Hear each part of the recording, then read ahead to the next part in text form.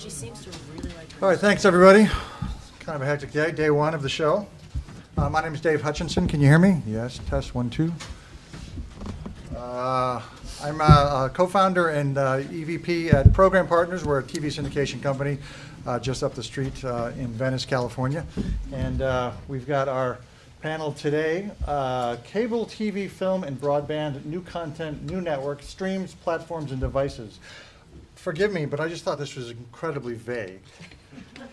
So if you'll indulge me, and if Victor will allow, I'm just going to change it based on our pre-panel call to something with a little more teeth to it.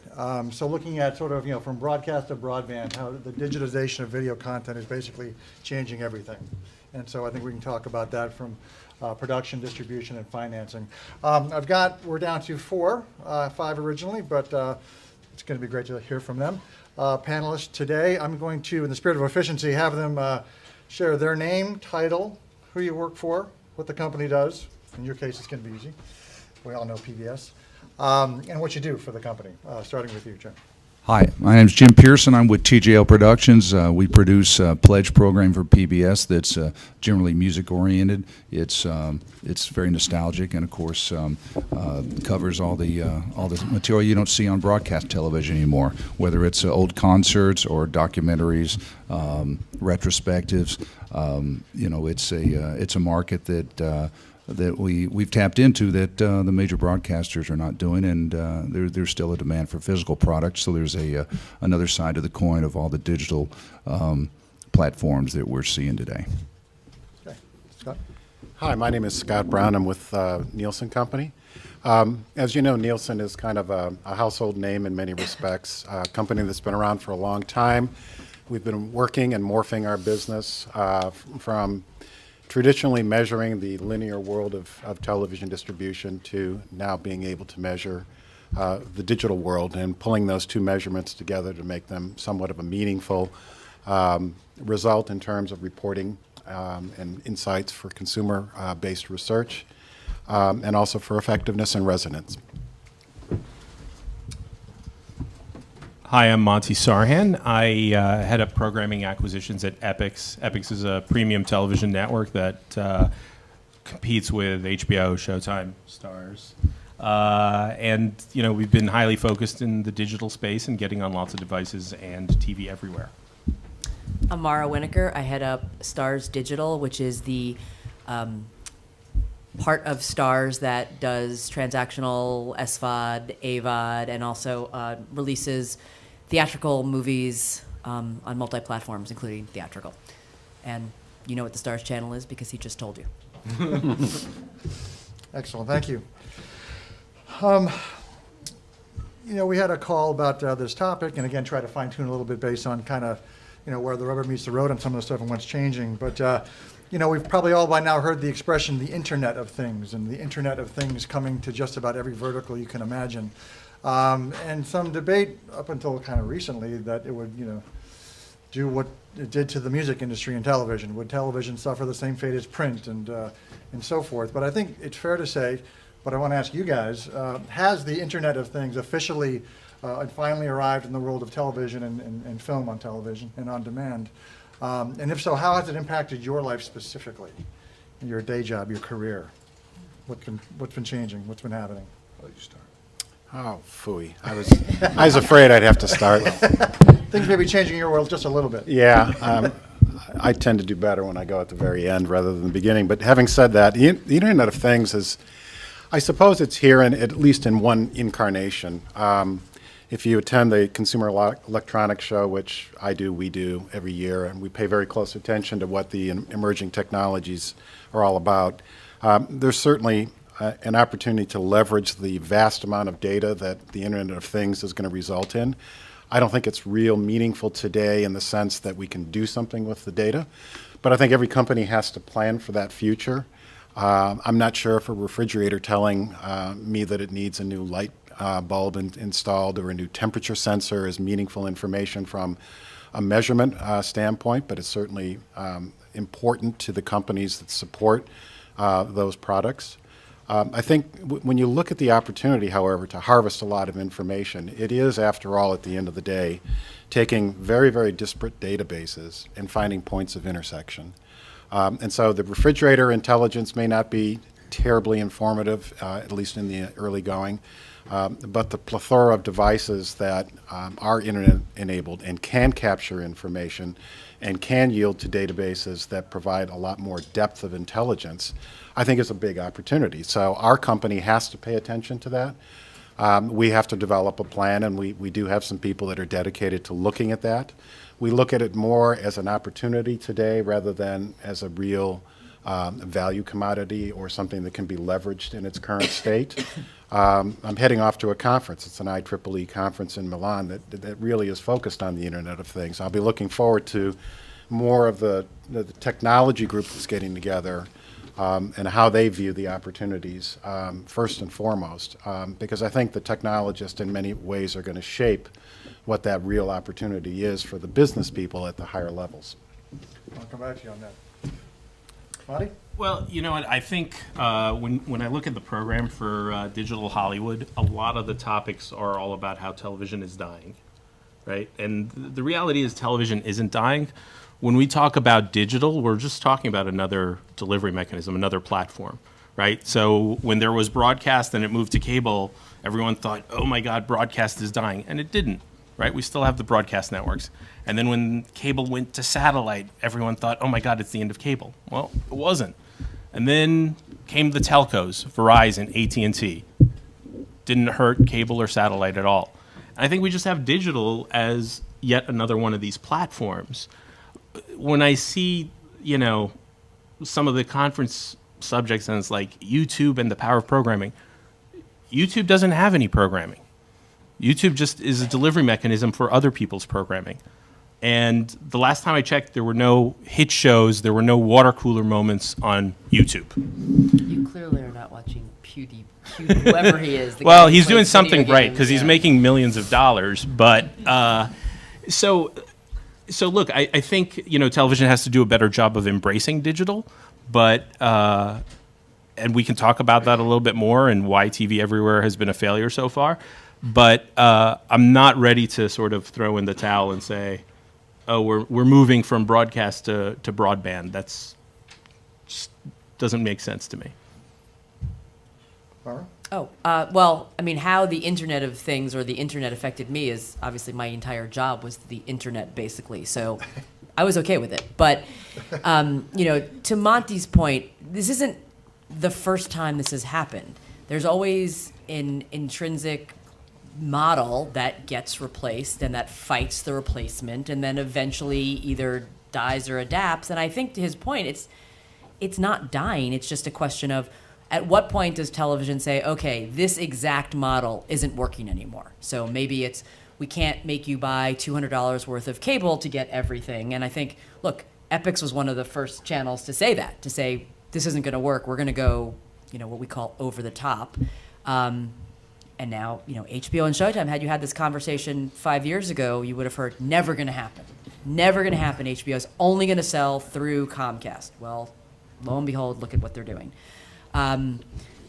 But I think it's a little bit different than the music industry. I mean, for a bunch of reasons, including the music industry didn't just change the delivery, it changed the model, right? You used to have to buy an album, and then suddenly you only had to buy one song.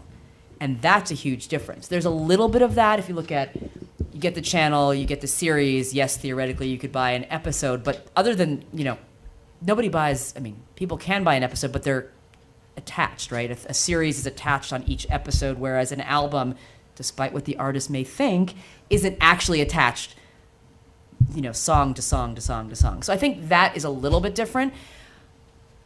That said, there is absolutely a little bit of the same reaction, which is if we just ignore it, it won't happen. But I think we're sort of past that, or mostly past that, and starting to say, much like when we went from, to your point, cable to satellite, telco, okay, we just need to figure out as a whole how to do this.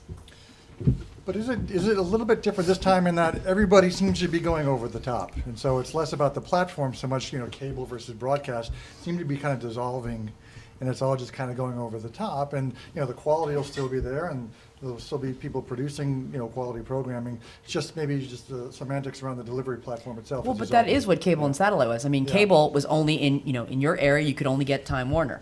And then suddenly there was satellite, and you could get it everywhere, but it was still a very specific way of buying things, and you still had to get the internet from somewhere else in some cases. And then telcos were like, I mean, if you ask anybody, they're going to be like, oh, I just want Fios. I just want Fios. I've had Fios. It's not that great, but it's better than Time Warner.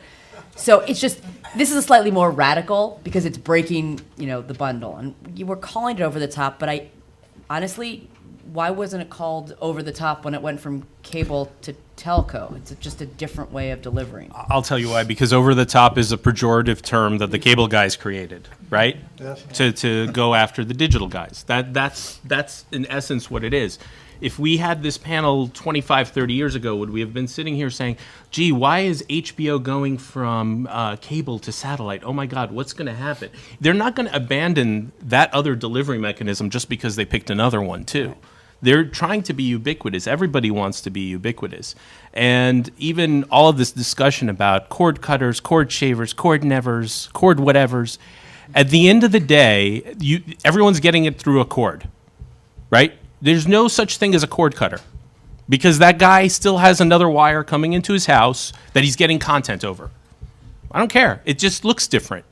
So these are artificial distinctions that we talk about and we make that they're meaningless. Well, the one thing is interesting is that the granularity of the measurement seems to be a lot more robust than, say, Nielsen ratings or even set-top box data. I know on the TV side, set-top box data has been getting more interesting, and RentTrack, et cetera, emerging recently with ComScore.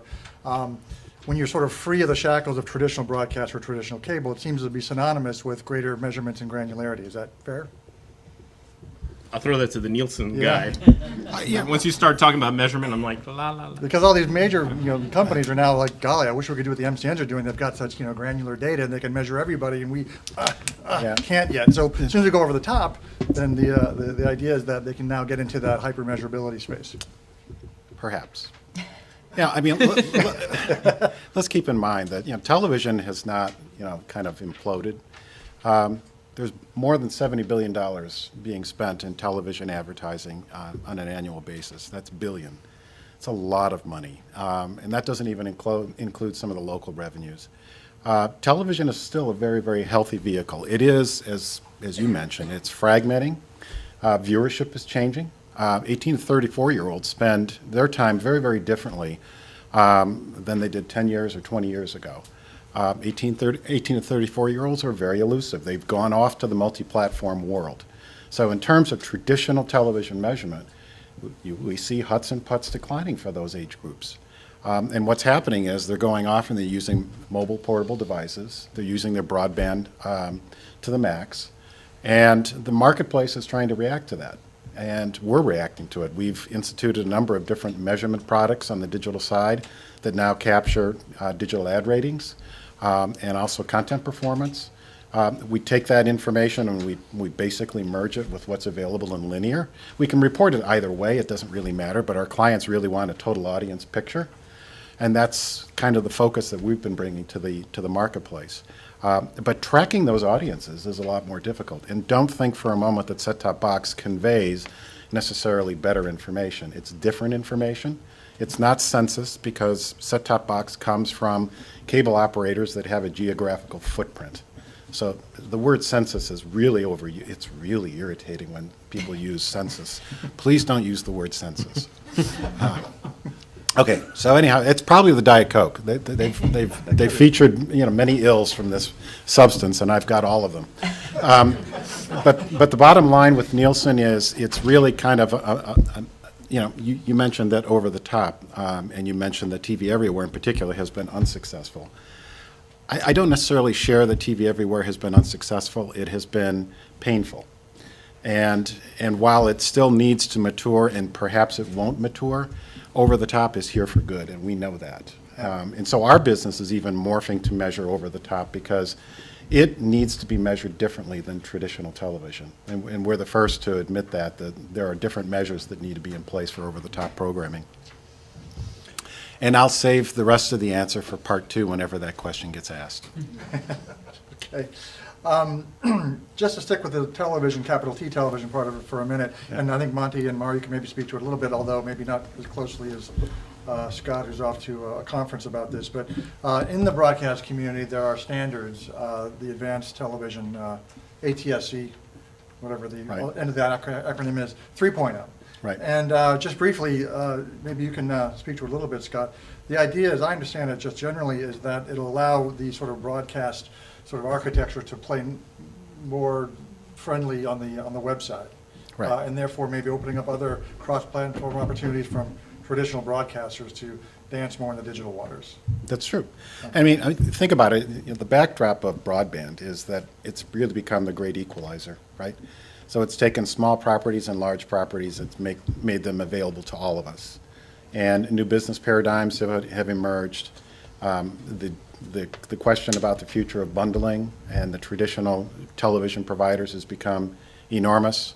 Most of the major television providers that have content and have pipes are now leveraging the value of the pipes by raising the bill for broadband because everybody's willing to pay more for broadband.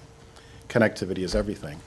ATSC 3.0, I mean, this is an important emergence for television. Television has to be simpler to deliver, more easily delivered to consumers, and everybody is aware of that in the television space. And we got to get away from the shackles of copper wire and so forth and build out new systems infrastructure, change out set-top boxes, get away from the limitations that set-tops provide. I had my provider the other day gave me a new gateway box. And I was asking the installer, I said, why are you giving this to me at no cost? We're trying to get rid of those gateway boxes. I said, those gateway boxes were brand new a year and a half ago. So it's amazing if you look at how television is changing, the technological infrastructure is morphing overnight, very, very rapidly. And everybody needs to keep up with that because the changes that come to television are going to enable even more sources of creativity and change and profit, ultimately. A lot of choice out there too, right? Too much choice. There's that what's it, the Netflix company, I think they've got movies, right? And Couple. television series. And So I've heard. Howard, And they're hard to measure. they're not talking, are they? Well, they don't have a problem measuring themselves. Yeah. Well, I don't think, because measurement isn't a part of their business model. Yes, right? it is. Yes, Well, it is. but hold on. It's a different kind of measurement than what we're referring to when we talk about measurement. True. Right? Their form of measurement, they don't need to have Nielsen or any other third-party company go in there and do it, right? They're talking about the number of streams and the number of clicks, and it's a long-tail model, right? That's why they're going out buying worldwide rights and keeping stuff for 10 years, right? I mean, Yeah. neither of us could air the same thing for 10 years in a row. People will definitely drop their subscription, right? So the fact that Netflix does it, Try. I would love to do it. We'd save a lot of money, but Every last frame out of that. but look, I think there's way too much content out there, and I think that's a problem. Content's becoming sort of a commodity, right? I said this at the last panel that we did, but every 30 days, the amount of content that is uploaded to YouTube is equal to the amount of content produced during the first 60 years of television. Think about that. Every 30 days, you have 60 years of television content going up on YouTube. How is anyone supposed to find anything decent to watch? That's a good question. I mean, I don't know if you guys use Flipboard. I use Flipboard all the time. Pretty nifty app. A little hyper aggregation tool, essentially. There's now also the equivalent. I think Fibo TV is one of these sort of a Flipboard for video. Because you don't want to be chasing down different channels and different verticals and different networks. You just want what you want, and you'd pay for that to have it all aggregated onto one device in one interface. Is that where we're headed? Oh, was that for me? Yeah, or Marv. No, look, You're on a roll now, so No, look, I think somebody has to crack that, but that's absolutely what the customer is looking for Yeah. and expects and should have. There's no reason why TV everywhere doesn't operate as seamlessly and easily as Netflix or Hulu or your iTunes account. Well, there is a reason, but there's Well, no good reason. Right, there's no good reason. That's Right. that's a very good But distinction. what is the reason? The reason is that every content owner and cable operator wanted to do it differently and Their way. control different pieces and do it their way, so that if you go from being a Time Warner consumer, I'm making these up, I don't know exactly, but if you're a Time Warner consumer who gets HBO, you might get it a certain way, and then you switch and you're a Fios and you're trying to find Showtime, you have to go through a different app. Sometimes you have to authenticate through them, sometimes through you, sometimes everything's available, sometimes just SD is available, sometimes all episodes are available, some have ads, some don't have ads, some you can fast forward, you can't. So I think if you were to ask the people in the industry who should know, including probably at their own, actually I do know. So I was trying to find Outlander, which is a Starz broadcasted show on demand. When I had just moved from New York, so when I was living in New York, and we're looking for it. This is actually Ross was looking for it. So we're looking for it. My husband used to work with Monty at Viacom, and the on demand is terrible. So this is the TV everywhere, and it's through Time Warner, and it crashes, and I have to reboot it, and blah. It takes me 3 weeks to realize, wait a minute, it's on Starz Play. Why can't I just go to Starz Play? And then I have to go, where is Starz Play? And I don't manage that part, but my company's not that big, and I am very closely connected. And I literally have to text the guy. I'm like, where's Starz Play? Is it on Roku yet? He's like, no, it's not. I'm like, is it on my Apple TV yet? No.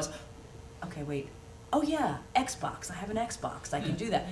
If I don't know, how is the average consumer, and I don't mean the average you guys consumer, I mean the person in Iowa who just wants to, who's like, oh, I missed that episode. And you know what their answer is? Oh, it's on Netflix. Or, oh, it's on Hulu, because those guys branded it so well.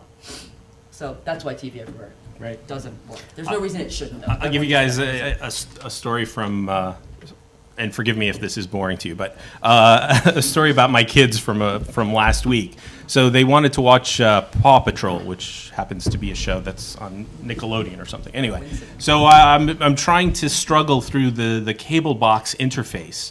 And I'm searching, and I can't find it. And you're going through like arrows after arrows into different folders, and it's like free, and then kids programming, and then by network, and I don't really know the network. And then I finally do search, because I was like, screw it, I can't find which folder it's in. So I go and do search for Paw Patrol. It takes me to the DVR and tells me when to record it. I finally give up after about 10 minutes, and my daughter's berating me, Daddy, why can't you find it? And just go to Netflix, and there, done. See, we could have answered that for you, because Nickelodeon did. No comment. I can't comment on that. But that's the frustrating part. And it's accelerating over the top, right? I mean, Absolutely. these incumbent players aren't getting it. They've got too much incumbency, and their physical architecture is from the last century, et cetera, et cetera. But over the top is, I mean, and again, I agree with Monty on what that's, call it over the top. That sounds so evil.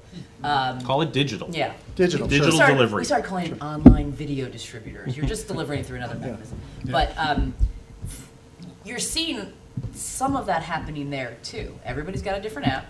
If you want to put it together, I mean, if you really want to get, all the major networks, and say you want all the premium networks, you're going to end up spending more than you spend on your cable. So that's not solving if there is a belief that people want different choices and want the availability and want it where they want it, this isn't yet solving, because HBO's doing it their way, Showtime's doing it their way, Epix is doing it their way, Starz is eventually doing it our way.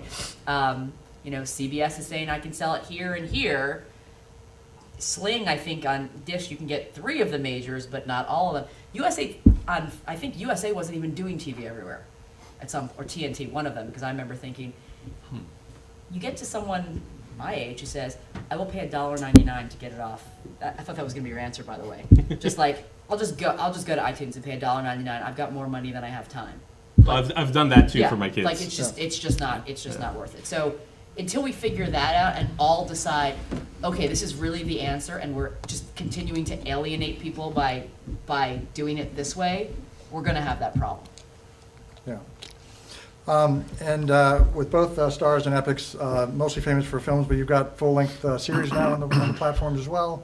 But you're talking about kids and what they're looking at, and it's a whole other experience. I think, again, commercial-free film, binge-watching television episodes, it almost doesn't matter what the transport layer is. You talk about marketing. I mean, maybe just go wherever it's easier to find it. But technologically, I don't know within the the IT bowels of your two companies, Stars and Epics, if there's a concern about staying up with the ATSC standards that Scott had talked about, and if it's just, you know what, we're going to push it over the top digitally, mobile, platform agnostic, that seems to be where things are headed, right? I am not a person to talk about the technical specs. Yeah, I mean, we're from the premium space, so it really doesn't matter what the rating is, right? You just, Right. It's nice for a press release if you've got a premiere or something to brag about, but I mean, other than that, it's just. If you've seen any Star shows in the last since Chris Albrecht came on board, yeah, the more they don't meet standards, the better. We're like all about Breaking the molds. trying to, but I'm like, that would not be on television today. But I also don't think I mean, from the other standard perspective, if it's actual technical, you can't just say whatever, we'll do whatever. You can't. I mean, because again, you're going to do it through Comcast, quote unquote, over the top, and they have a certain way of doing it.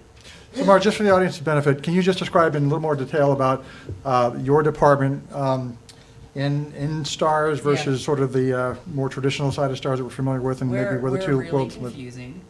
We try that. So there are really two parts of Stars, the company, that, I mean, we're one company, but there's the channel, which is what, when we refer to Stars, you're probably thinking of. It's the most like HBO and Showtime. It has output deals with major studios. They create original programming. It's linear. When we talk about Stars Play, the TV Everywhere on Demand app, that's through that side of the company.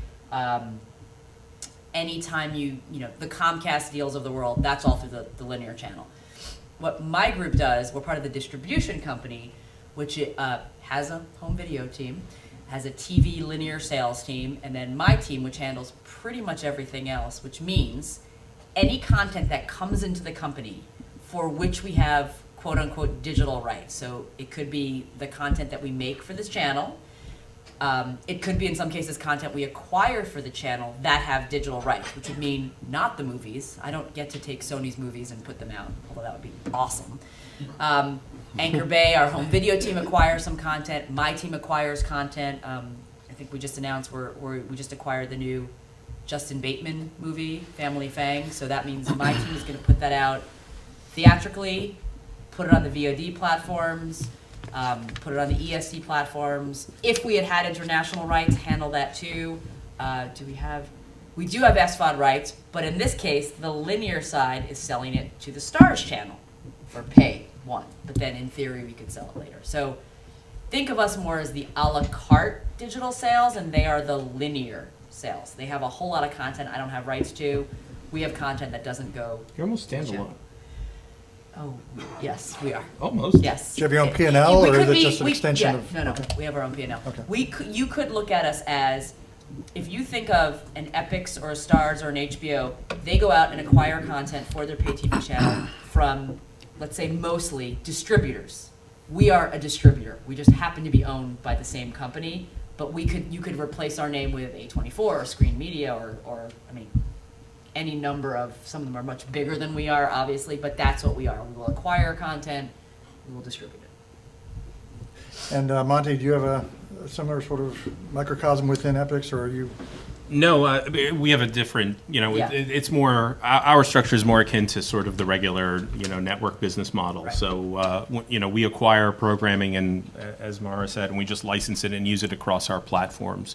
We're not, it's a lot of effort, and you have to be staffed for it and have, a team to do it, to actually think about like leveraging the content and selling the rights yourselves. So that's, yeah, we don't do that. Epix is more like the Star. I mean, we're set up It's a differently, but it's Showtime. more like the Stars channel part Right. of the channel. So in theory, I could acquire a piece of content and try to sell it to Epix, which I actually did. You try. have. Yes, Monty shut me down. Like, I don't want it. But the benefit Wasn't a good price. If you give me a better yeah. deal.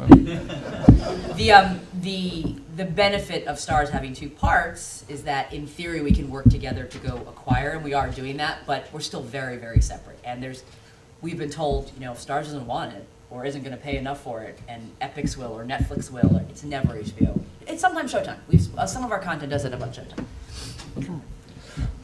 Jim, any thought from your perspective in terms of, there's a lot of digital talk going on here. You're commenting in our call about doing good old analog and Well, making.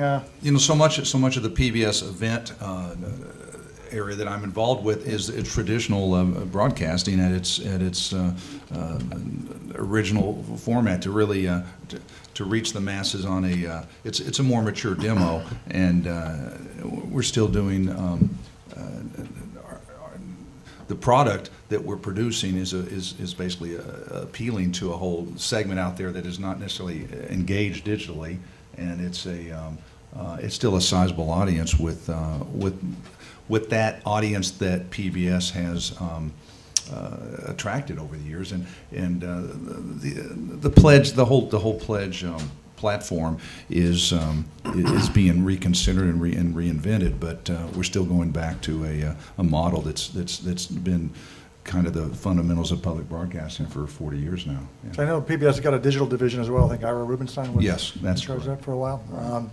So obviously, making those inroads. We'd be remiss if we didn't touch on multi-channel networks, MCNs. I don't know how relevant it is to this particular panel. From a measurement perspective, Scott, I don't know if it even enters your wheelhouse necessarily. I mean, they're looking to, ComScore and whatever online Nielsen metrics are out there, but MCNs are a big part of this kind of macro topic of the changing face of digital television and new models. Metrics and measurement have to be part of that. I'd just like to sort of get your perspective on this burgeoning world of MCNs and how it may cross your radar. Well, I'm not going to confine my comments just to MCN, but Nielsen, for the linear business, which is still an enormous business, generating a lot of profits and money out there for a lot of our customers, we utilize technology that embeds an audio watermark and that uses passive audio signaturing. And everything that goes out over the airwaves that's commercially sponsored, all of those providers cooperate with us. They utilize that technology. It's robust. We go through audits every year with the MRC, so we're accredited for our services. It's very important in terms of the soundness of the product and the robustness of the product to the end user being the clients.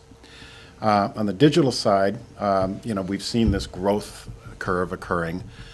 We put together a cross-platform panel a while back where we actually went to households that were part of our panels, and we interviewed them and determined how many of them had PCs and used browsers and so forth to view and utilize TV content. And over half of them that we detected having this capability actually ended up cooperating with us, which is a pretty high cooperation rate. And so that allows us to be able to determine those that are utilizing TV everywhere or PCs for accessing video content, just how much of that usage is occurring.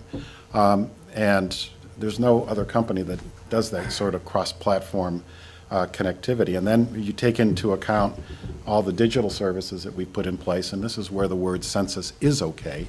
Online campaign ratings is a product that we launched 3 years ago. A good product. It's now called digital ad ratings, so we've kind of changed the name a bit. But this gives us, census-based information that we utilize and we marry with Facebook data. So we have a partnership with Facebook, and they are sort of the king of the digital demographics. And we work very, very closely with them, and that product has done exceedingly well in the marketplace. As I mentioned at the outset, we are developing a new product that will be available at the end of the year. It's called Total Content Ratings, or Total Audience.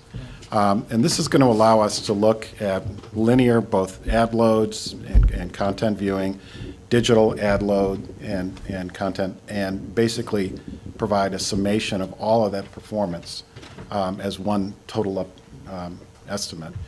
I think it's going to be very, very powerful when it hits the industry. You've been nice enough not to ask me about the recent transaction with Rentrak, but I think in no small measure the fact that we were going down that path and we have very sound data coming together for that product, in part kind of propelled those two companies to consider coming together.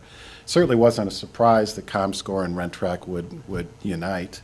We expected it. The world is all about competition and consolidation, right? So every time you pick up the newspaper, you're reading something about some sort of consolidation that's occurred or some new competition that has been leveraged. So we expected it. It's not a great worry for us, but obviously We need to respond to it as a company and continue to put the best products out in the marketplace. We think we're doing that. Over the top is a huge thing for us. It's hard for us to measure Netflix, candidly, because they will not cooperate with us in terms of carrying our codes. That leaves us with the inevitable choice of utilizing passive signaturing. Right. And so we've rolled out a phase 1 capability where clients that actually, perhaps you guys are doing it, I don't know off the top of my head, clients that are actually providing content, if they provide us that content prior to sending it over to Netflix, we'll be able to take audio signatures, create a reference library, and when that content plays out, we'll be able to see it, detect it, and quantify it. But that's only phase 1. Phase 2 is to get down into the devil in the details and being able to measure all of the over-the-top that's actually being consumed. So that's the next big project that's underway at Nielsen now, but that's the next thing you should probably hear about early next year. So for us, it's keeping up with the swings in technology changes that are occurring. I remember 20 years ago when time shifting hit the marketplace, that was the end of commercial television. That didn't really happen. Time shifting has peaked. We've got a point now where DVRs are not penetrating any greater than they have been in the last year or two, so it's kind of leveled off. Actual time shifting in households has begun to diminish a little bit. Part of that's because households are becoming much more conversant with broadband connectivity and being able to access content from the SVOD libraries and the providers that are out in the marketplace today. So as we talked a little bit earlier, the different modes of access and methods of access have mushroomed significantly. What is it going to look like in 10 years? Who's to say? But suffice to say, a lot of it will move to broadband. The windowing that we've enjoyed, and certainly as evidenced by Stars and Epics and anybody else sort of downstream from the original theatrical releases, you're talking about film for a second, that seems to be shortening. Those windows are shortening, the theatrical releases are shortening. Historically, those were sources of sort of projectable, forecastable revenue, and those are collapsing. How do you guys, Mara and Monty, see that impacting your side of the food chain, if at all? Well, we're not, I can't speak for Monty, but we don't make those movies. So Right. the theatrical revenue, yes, I talked about how my team will put out movies on a theatrical basis, but those are the movies with the short windows. I think what we're seeing is that it's harder to make a movie now and put it out on 1,000 screens. You used to have these smaller films that could get that kind of release, and they can't, and it's not that they're not quality films, it's just, if you look at what's in the multiplexes, you've got, of which there are only, 2 owners now, I think? 2, 3 owners? Just about. You've got the Marvel movies, you've got sequels, you've got the really big ones, so the movies that were maybe $20 million movies, they're just not getting placed. So, the whole early VOD, release it theatrically, put it out either at the same time or a little bit later, that's where my group focuses its time. These are not the movies that you're going to see on 2,000 screens. So for us, we're not losing revenue because no one's putting them out theatrically. We'll spend a little bit of money and hopefully make it up on the VOD side. I don't know that the windows are, they are shortening somewhat, but I don't think that with a movie like The Avengers, and of course I don't put that out, that going from a 6-month window to a 3-month window is drastically hurting their theatrical revenue, and I think you're getting more money later. So, Yeah, I think the trend has been for the windowing to get shorter, and I think what it's driven by is that studios want predictability. So the windows for different platforms, whether it's a theatrical release or home video, where they don't know how much revenue they're going to get, they want to shorten that period of time and move the product to a window where they know what they're going to get. So whether it's the pay TV window or the basic window, that's predictable source of revenue that helps them finance the movies. If you go back to the 70s, a movie would be in the theaters for like 13, 14 months, right? So, yes, over time the windows have contracted. In the 70s it made sense, right? There wasn't a lot of entertainment, so you were still, monetizing it and getting as much value as you could. Where else were you going to see it? Right. It was the movies, Right. and then maybe, depending on, there was no, HBO was later. Well, even with HBO in the early years was only showing library films. Right. They weren't even showing theatrical boxing. releases. Or right. Well, yeah, I think they showed polka dancing at first. That's true. But so, yeah, I think they are collapsing, but just because I think it's because of the fact that there are new platforms that are, providing additional revenues to the studios.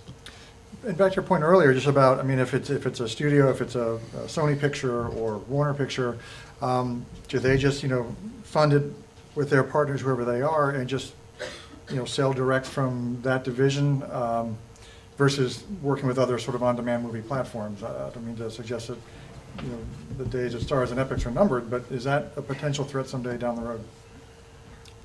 No. And, I mean, the amount of money that the pay networks pay them is required. It's required for them to be able to make those movies. There's just not enough money in the transactional business, and I don't think there will be in the foreseeable future. Fair enough, fair enough. And also to his point, it's even if there were, it's not. I mean, if Well, you have an yeah. output deal with the pay or a Netflix, Yep. you know what you're going to get. If you say, "Oh, I'm just going to skip that altogether and go to transactional because I think it'll be worth more," You're rolling the dice. yeah. But to Monty's point, it's a lot of money. That's one of the windows. That's one of the windows they tried to shorten, right? So whether it's theatrical or home video, and you would be leaving money on the table. Why wouldn't you also still sell it to pay? Fair enough.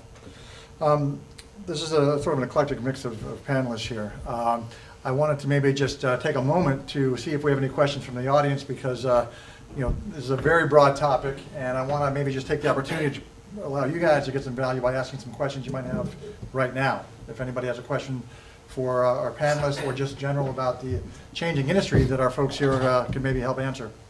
I'm sorry, go ahead, you first, you were speaking earlier. I just have a question about how are the premium content over-the-top services going to grow if the windows don't change?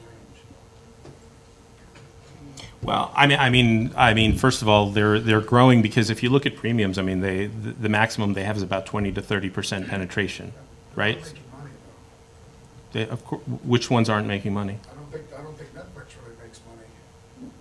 I think that they're tremendously profitable. I think they reinvest a lot of their money into content. And the studio over-the-top services don't really make money. Which ones are? Services. Any of them. Like what? I don't know. I guess I'm not clear which studio over-the-top Right. services you're talking about. But I mean, HBO Now is supposedly doing well. They haven't released any sub numbers. Hulu's doing well. Hulu's up to like 9 million, 10 million Well, subs. HBO is creating their own content. I'm talking about, content created by the studios that are licensed to over-the-top services worldwide. Or possibly. I guess I'm a little. I just think I'm a little confused. Netflix, I agree. I think is making money. He's talking about ultraviolet. Oh. Yeah, I think that's one of the. Oh, yeah. I can't direct speak to studio ultraviolet. Over-the-top services.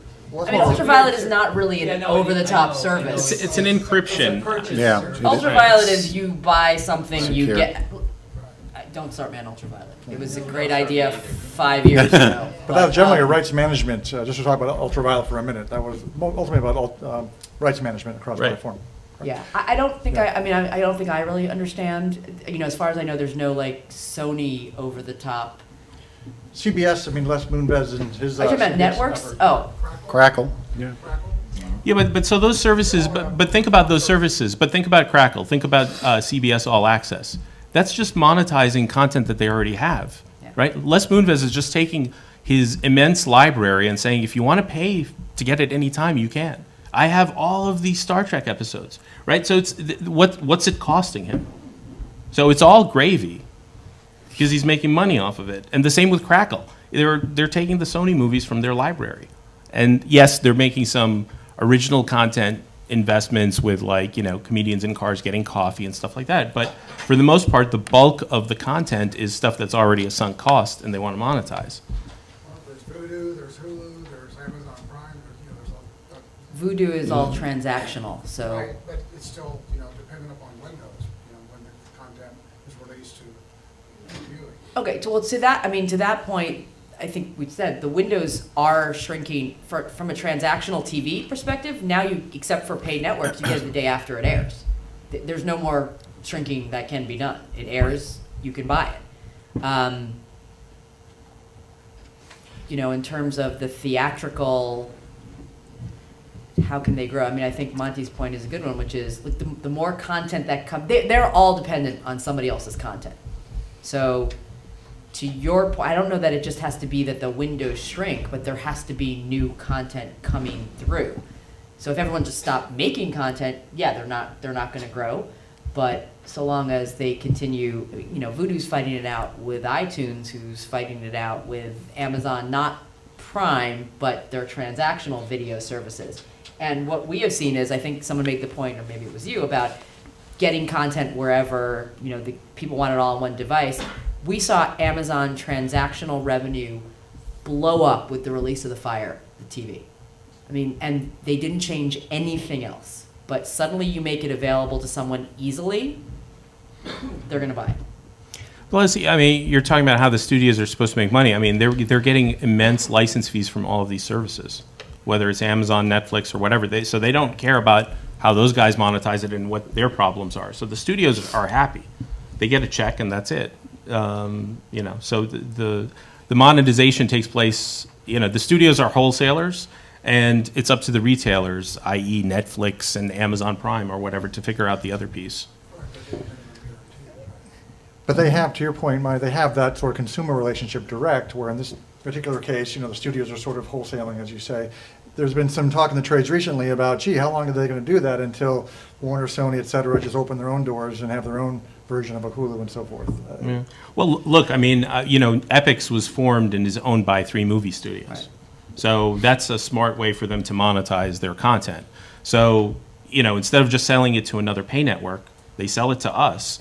The benefit being that, A, they get all of the fees that they would get paid by any other premium network, and B, they're actually reaping the rewards of creating an asset that's profitable, and that they get the upside of what the subscriber growth is. So I think, you know, I think that's a very smart way for the studios to think about how to monetize their content, and it's to control some of the rights downstream. But, I mean, we're still in the wholesale business. We're not, and, you know, I think even if we do something that's sort of direct to consumer, it's going to be sort of still sold wholesale. I view HBO Now not as direct to consumer. I view it's still a wholesale relationship. Yeah. You still have to buy it through Apple or Google, so, you know, they're not direct to consumer. Yeah, another question up front. Why would you expect to go wholesale versus traditional direct to consumer? Direct to consumer has so many costs. It's such, I mean, think about it. So your customer acquisition costs are so much higher when you have to advertise and market a brand nationally, and you have to get consumers to understand what the value proposition is, and you're dealing with churn, right? So as a wholesaler, I don't have to deal with any of that stuff. Time Warner is spending the marketing dollars. They're dealing with keeping subscribers signed up, right? Somebody wants to drop their subscription, that's on Time Warner. But that's a huge, huge expense. I mean, Netflix, you know, happened into it because they had built another business around it, and the same with Amazon Prime. But to do that from scratch would be more difficult. So, but if I could just ask a follow-up, sorry. Sure. But, what about the value in the data, right? So Netflix and Amazon are going to tell you that, you know, when we make decisions about what content to include in our service, right, there's all this value in understanding consumption. Yeah. I mean, you're not seeing... No, absolutely. Look, I mean, that data is hugely valuable, and I wish I had it. They have the benefit of having a one-to-one relationship with their viewers. I don't have that, right? The cable guy has the relationship. That's connected to the decision not to go direct Right. to consumer. That's connected to the decision to go wholesale. Right. But we still get viewership Yeah, data. if I mean, you're wholesale, you'll still know it's usually your app, right? HBO knows what's happening on HBO. What we don't know is when we sell... Who it is. When we sell a title to Netflix, how many times that title's being watched. Yeah. But we get stream data, you get Nielsen's, obviously. You can, and you sort of can put puzzle pieces together, and people have been doing that for years without having that one-to-one relationship. But obviously you get better data when you own that relationship. Yeah, in front, real quick. How I'll come to you. important is it with the kind of fragmented platform and distribution of your audiences in different digital mediums and then also your more traditional television broadcast? How important is it for your networks to have a brand identity when they choose content? I mean, You want to take that first? yeah, look, I think what we're hearing when you say, actually, it was interesting when you said the studio's just creating their own app. If I threw out a studio, do you think you could name what movies were in that studio? Probably not. And actually, music had the same. Music had the same issue, which is nobody knows what's on EMI versus BMG's gone. I mean, to that point, Sony versus Universal, artists. So I think what Epix and HBO and Showtime and Starz did is we provided the brand. You may not know exactly what show is on there. And HBO did a great job 20 years ago of building up this original to the point where now you think HBO, you think original. I could tell you an original that's not on HBO, and you might think it's HBO. Netflix has also done a great job. There's a TV show, you're going to be like, oh, it's on Netflix. So I think the brand is very important. Unfortunately, it's also really, really hard to develop and spend the marketing. Where do you spend the marketing? Do you spend it on the show? Do you spend it on the brand? Do you spend it on the brand and the show? And while I think if you were to ask my marketing team or the marketing team of Starz, they'd be like, let's just spend it everywhere and let's have, give us an unlimited budget, but it doesn't happen that way. Which is another reason why wholesaling can be an advantage, right? So if Apple is selling you the Starz app, and by the way, they're not, because we're not selling that way yet. And I'm not saying that we will, just clear that up. You're not making news today? I'm making no news No today. news? That happened like No 3 years headlines. ago where someone took something I said and was like, pen Starz is down. going over the top. And I was like, that wouldn't be You me. heard it here first. Folks, you heard it. Stars going. That wouldn't be me. So This is how rumors get started. Starz distribution is going over the top. But even Showtime, CBS, all of those guys, right? It's you're relying on somebody else who has that brand. So it's really important, but it's also really hard. I think you're seeing content have brands. Right. Right? Like, you can talk to people about what they watch. They don't tell you, What 15, 20 years ago, they used to say, oh, well, I watch CBS or I watch NBC. People couldn't tell you necessarily what shows are on which networks. You ask them what they watch, they'll rattle off the names of those shows. Those are the brands that they recognize. There was an interesting survey that HBO, well, I don't know if it was HBO, but somebody did a survey in the 80s with a whole bunch of Hollywood movies, and they said, which pay network did you see these on? Did you see them on HBO or Showtime? Majority of people said it was on HBO, even if it had never been on HBO, right? These movies come to pay networks exclusively, so like it's impossible for it to have aired on HBO, but people just associated HBO with new movies, big movies, that even the stuff that Showtime was getting exclusively, they weren't getting credit for it in the marketplace. They did the survey again in the 90s, and the result was the same. Now it's Netflix, right? If they included Netflix, yeah, maybe they think it's Netflix. I actually had an argument with forget the 90s. I had an argument with a friend of mine who was like, oh, Headcase, which was one of our early original. Yeah, I saw that on HBO. And I said, no, you didn't. No, I did. I said, no, you definitely didn't. No, I did. I said, well, you go find out if you did, because we've got a huge lawsuit coming out. I have Starz. I didn't know that. I remember when Epix launched. I was monitoring all of the internet buzz about Epix when we launched, and one of the movies we had was Iron Man. So I went to like one of the forums, for like Dish subscribers or something. They're like, oh, Epix has old movies. I saw Iron Man on HBO 6 months ago. I'm like, there's no way you saw it on HBO. I know you couldn't have. I know you didn't. So it's funny. It's just funny. You got a question, sir? Yeah, Mara brought up an interesting analogy, which didn't go too far, with the music industry. Oh, the music industry. And I worked in the music industry. That's why I bring up Yeah, the well, music I industry. fought against the music industry. That's a different story. Right. So, and we've all sort of oversimplified to some degree the different tensions that resulted in where the major labels are today or not. Right. The other thing that I think factored into that was discovery. That before internet music, you could only find songs on the radio. Or MTV. Or MTV, and there's some What's that? thing about how those got there or didn't get there we don't need to go into, although the Justice Department was always looking. Right. So the other thing, though, is this issue of discovery. All of a sudden, the internet flooded with all sorts of artists no one ever heard of, and there was this kind of splintering of the audience. And I heard you guys complain about discovery. I mean, that's my biggest gripe about television, whether it's How to find video, it. wherever it is. You can't find it. Right. There's 300 channels in my cable subscription that suck, most of them, that I don't want to see. you know, over the top, it's, you know, which box am I gonna use? Right. What is there going to be a solution that you can see, or a long-term effect of that on? I think discovery is along with measurement of different platforms, discovery is the hugely unsolved problem. And I think lots of people have come up with solutions. Right. I mean, Google TV was one of those solutions. I don't even, do they still exist? Is there a Google TV anymore? They throttled it back, but they're talking I about mean, throttling right, it up but that again. was, that was the answer, right? You could search and it would show you everywhere, even if you didn't have that. Interestingly, some of I've had conversations about licensing programs to an over-the-top player who said, well, that's great, but I don't want people to think that it's also on somewhere else, which I find interesting. So some of these licenses don't, frankly, I'm going to say as the Stars Channel, despite the fact that I'm not the Stars Channel, I don't want you to be able to search and find out that it's on Netflix, even though we sold it to Netflix individually, my group, not the channel. But yeah, Spartacus is on Netflix right now, but it's also still on the Stars On Demand platform. And where do I want you to watch it? Well, I've already gotten my money from Netflix, so I want you to watch it on Stars because I want you to associate it with Stars. So I don't know. I have to admit, I am not that on top of all the technology and the different discoverabilities. But yeah, that's a huge thing. Well, Steve figured it out, but he's going to tell us. Yeah. Well, we'll see what, I mean, everybody says that's what the next evolution of yeah. Apple TV is going to be.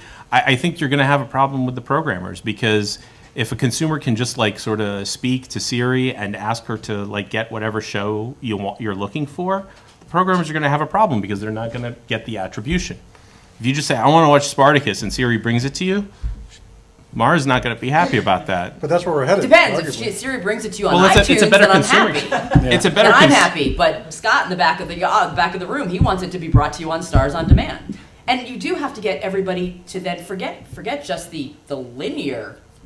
How do you get on those on-demand platforms where it may not still be on linear, but it's on HBO Now and it's on Stars On Demand and it's on CBS All Access. You have to get all those guys to also contribute. Right. We can't get TV everywhere to all look the same. How are we going to get this? And then you've got a whole generation of people who they don't care, like YouTube. Are we putting YouTube in there? Because is it just for full shows, or is it if I type in somebody's name, do I get every clip that's ever shown up on YouTube and possibly the movies that they made when they were YouTube star? I mean, you get that. I'd get that and be like, I don't really care.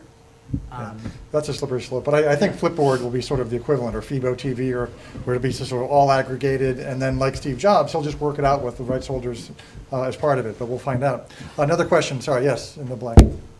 Go ahead. Yes, I was wondering if your companies have a roadmap for optimizing distribution over mobiles, I mean specifically tablets and smartphones, in spite of the phenomenon that Mara described about TV everywhere, I mean, looking beyond that. I don't handle that. Well, I can And talk. again, Scott will be really pissed if I answer it for him. I can talk generally. I think we want to be on every platform. We want to be ubiquitous. We want to make it easy for the consumer. We were the first premium to have an Android app out there, so we're on Android, we're on iOS, and we care very much about what the mobile experience is. I think, for the most part, we because we're primarily a movie channel, I mean, we'll have original series next year, but right now we show mostly movies. And we tend to think that that's something that people want to see on the big screen, that's more of a big cinematic experience. They'd rather see it on their 55-inch in their living room than on this. But I think that's also generational, right? So the older viewer who can afford a premium channel is in their 40s, wants to see it on the television. Their kids want to see it here. So that's what, so this is also very important to us. I just had to convince my 6-year-old. She's like, I want to watch it on Daddy's iPad. I'm like, but we can just watch it on the TV, which Daddy's iPad isn't working anyway. No, I want to watch. I'm like, it's on Netflix. It's on the TV. Okay. Well, and again, I think it's generational. For me, I used to love watching TV, and I'm sure you did too. But for my kids, it's the last resort. Yes. It's the screen of last resort. It really is. They would rather do this or the their iPad or or something else. The television is the last place they think about watching content. That's why I asked the question, but are might be using, or is mobile just an extension of existing mobile? Well, we're subscription, right? So we just want somebody to subscribe. So by Ditto. making it available for consumers on every platform, it hopefully drives you to not just subscribe, but keep your subscription, because we're giving you what you want, where you want it, when you want it. Other But- questions? But if I could, Go ahead, please. our customers are very interested in the mobile experience because they see from the data that we report that the young crowd is moving to the tablets and primarily to smartphones. And I mean, you see that on airplanes. Everybody's, they're using their smartphones, where 2 years ago it was tablets, and before that it was PCs. But anyhow, the bottom line is that we came out with a program for mobile measurement that involves our clients translating that watermark into what we call an ID3 tag. And from the music business, little ID3 tags, that's just a text file, information about the song and so forth. So we're working with transcoders, we're working with clients, we're working with app developers, trying to get this mechanism where the Nielsen watermark that we use for linear television and cross-platform and everything else also is in the mobile space and will be used so that we can quantify and measure viewing on smartphones and tablets and so forth and fuse that all together. So we've got a few products. MTVR, Mobile TV Ratings is the product name. And we think that's going to really kind of be an eye-opening experience. It's still in the early stages. More and more customers are integrating, and we need to continue to push that in the industry very, very vigorously. But usage today is relatively small when you compare it to linear television or time shifting or any other major bodies of usage. But it is going to grow very, very quickly because the young people, that's their form of interaction. Did I see that Magna Global said digital ad spending would surpass television by next year? Yeah, I don't quite see that number surpassing. I was curious, I'd television. ask you. Yeah, no, because if you It's look out at the there. math, no, it's not there yet. But I won't deny, someday it sure will. Sure. Other questions? Green shirt, yes. Yeah. I'm not sure it's much of a question versus comment, but back to the question. When you were talking about over the top being viewed as sort of pejoratively, that was by the cable MSOs, or was that you yourself? The reason I ask is, I always viewed over the top as kind of liberating, because you were out, you didn't have the gatekeeper of the MSO telling you whether you could be on there or not. No, he said it was a cable MSO term. Okay. Yeah, over the top, you're over their pipe. You're coming in over their pipe, and they didn't like that, right? Yeah, you don't. So it's liberating for you, the consumer, but they don't want you liberated. They wanted you to stay in that 1970s piece of technology that sits above your television, right? That they charge you, they rent to you still. Right, and who controls the consumer experience? The operators would like that. But now, again, Comcast, Cablevision, others kind of seeing the writing on the wall, right? So Yeah. they're just kind of, I think their internet business has surpassed their content. Like I said, Yeah. it's another cord. People talk about cord cutting. There's still a cord in the house. There was somebody in the back row who's been raising his Yeah. with the orange shirt. The orange shirt, right. Oh, I Yeah. didn't see, okay, yes, please. He's been raising his hand for a Very while. good, thank you, Monty. Yep. I felt bad for the guy. Yeah, I've good seen for him you. I there. can't see him from He's here. trying real hard. I have a couple questions, but I'll settle for one. I work for SAG AFTRA, okay? And I do royalty calculations and residuals claims. And I want to know you guys' thoughts on this new program or device called the U-Box and G-Box that I keep hearing about, where basically a consumer can purchase something for about $400 or $500 that has every television show and every movie, and they're actually promoting it loudly. Like, it's not something that's discreet. I'm judging by your facial expressions that you haven't heard of it. But, It's called U-Box, I'm sorry? yeah, it's called the U-Box. Uh-huh. There's another one called the G-Box, and it has every television show. Yeah, and then there's also people on eBay. You could buy an Amazon Fire that they jerry-rig and all of that stuff, and they jailbreak iOS devices too. But that's piracy. Right. Yeah, I mean, Right, got so- Star so- shows, I didn't sell them, so. So I mean, the studios and the content owners want to crack down on that. I think it's like whack-a-mole though, because every time you shut it down somewhere, there's somebody who's really smart and figures out a workaround, and there's another device that will help you pirate the content. So we're not a fan of the G-Box and the U-Box, man. Yeah. Yeah, are you familiar with it though? I've never heard. I've of heard. it. I mean, I haven't heard of the G-Box or the other one, but I mean, Money is Z-Box. Z-Box. Z-E-E-B-O-X. Oh, okay, It's out of the UK, out of London. okay. Yeah, I would encourage you to look into it because going to be popular, and like I said, they're promoting it actually loudly out there. Yeah, they're promoting it here. I mean, they even have offices out there. If they've got TV shows on it that they didn't pay for, they can promote it as loudly as they want. They'll be shut down at some point or sued. I mean, but if it's possible that they've done deals. I mean, there are companies out there that have technology and they preload content, and the content is purchased from the distributor. So I'm not saying that these guys are legal. I have no idea. They haven't come to me for our shows, but that doesn't mean they don't exist. I mean, it might be something too where, I mean, somebody might be using it, let's say, for piracy, right? So there's a lot of content that way. And they might be trying to back into a legitimate business model, and that's why they've opened up offices here to license content. So, I mean, you saw that, for instance, with like LimeWire or BitTorrent, right? Trying to get into discovery business, yeah. Yes, in the back. Scott, you talked about transcoding and this transcoding and encoding products, which is kind of, I guess, for your C3 process as well, some rhyme to that, to ensure you've got some sort of measurement on mobile devices and connected devices. A big thing, so I've worked for NBC and I also start. The big thing I think that a lot of media companies, in terms of getting their content out the door to sites, or even from a linear perspective, is they're always having to jump between formats before that happens. Right. How does Nielsen account for that? Because of the fact that Nielsen hasn't accounted for that in past times, it's affected the ability to... Yeah. Well, you don't want me to get on a rant about technology. but it's a real world issue for me. So yeah, no, so look, there are a lot of hurdles to surmount in the digital world. And what we're trying to do is we've come out with a plan where we're actually sharing SDKs, software development kits, under legal agreements, NDAs, evaluation agreements, and so forth. We go out to the vendors that our clients direct us to work with, and whether that vendor is a transcoder, whatever. And we actually put in place an arrangement where as they're taking a format and translating it into many formats, the Nielsen ID3 tag and the watermark is a part of the transport system.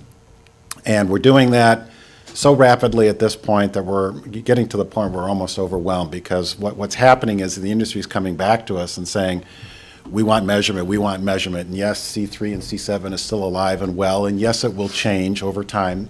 I'd be the first to admit that. But enabling Nielsen measurement is a really big deal. And so we're actually happy to have this problem of being overburdened. It's a nice problem to have in this space. So we're moving very, very rapidly. And if there are companies that we are missing that you are aware of or that our clients need us to be working with, please tell us, because we forge a lot of alliances and a lot of partnerships. And that's what it's going to take to continue to measure a very, very fragmented world. Last question. Sorry, I know we're pretty much out. No, go for it. We got time. So obviously VR and AR just over the horizon. I speak in those areas as something I'm very familiar with. If it kind of took that time to adjust to connected devices, what if, say, in a year's time, the technology jumps, an Oculus Rift of kind of the software side as opposed to the hardware side comes out, and all of a sudden there's media advertisements and CPM calculations and all these things that need to be done right. for AR and VR devices. How quickly would Nielsen be able to adjust to that kind of a landscape? The answer is it'll take some time. And the question would be to you, what is the magic number in terms of penetration or in terms of size of audience that makes it material? So if we get 5,000 units out in the marketplace, that's not very substantial. It's not going to show up as being very, very meaningful. But the real answer to your question is that we have to have the relationships in place early on. And that's one of the reasons why I personally go to CES. Is it's not for my entertainment. It's to work the floor, build relationships, and try to put in place partnerships. And I'm just one of many Nielsen people that actually go to that show. So we place a premium on it because the gadget show, yeah, people are into gadgets. So we have to have those relationships. I'd be glad to talk to you later if you'd like. Excellent. Any additional questions? I have another question. Uh-oh. As long as it's legal. Still a hits business. Ask me about something I've heard of, Right, yeah. so I can hit it out of the park. Yeah, and Last I know- question. And I know Yeah. you've heard of this one because you all were speaking about distribution and licensing deals. I always wondered, what do you guys look at when deciding on what's a good number to license a film? Because I've seen licenses for pictures from 100,000 to 1.5 million. You know, so I just wonder what do you look at to say what's a fair number when you're licensing a film for a certain amount of time? Box office, performance, whatever the performance data you have. Right. One last question? Yeah, go ahead. Just to circle back to the question about AR and VR, when you mentioned that you go to CES to look at gadgets and things like that, do you guys consider VR and AR and the ancillary headsets gadgets still? Like what is it for you? Like, just, like, I'm not setting you up for anything, I'm just like. I think you are. But I'm just curious if that is, if you guys are in a kind of a wait and see mode? No, we're not. No, look, one of the things that we do, and we don't advertise that we do this, we go out and we buy everything in the way of technology that hits the marketplace. Literally, anything that can provide a form of entertainment, we buy it, we analyze it. We don't go through the retro, engineering kind of thing. We actually try to understand how we might be able to measure it with the present technology that we have. In some cases, we can't do it. So on the digital side of the equation, we started going along with tagging and so forth, and that has become kind of our fulcrum, if you will, for how we measure in the digital space, is tagging, ID3 tags, so forth, CMS tags. It works, and we can harness all of that information. When it comes to newer technologies like you're talking about, yeah, we don't expect those to be in households overnight. We know there's going to be a curve, but I was there when Intel had, the technology a couple of years ago, and the lines were out the door. And I said to somebody at Nielsen, I said, we better get on this because it's not a fad. It's going to grow and it's going to become meaningful. How we actually measure that, I can't tell you today, but we will come up with a solution because we have no choice. Excellent. Please give our panel a warm round of applause. Thank you. Thank you.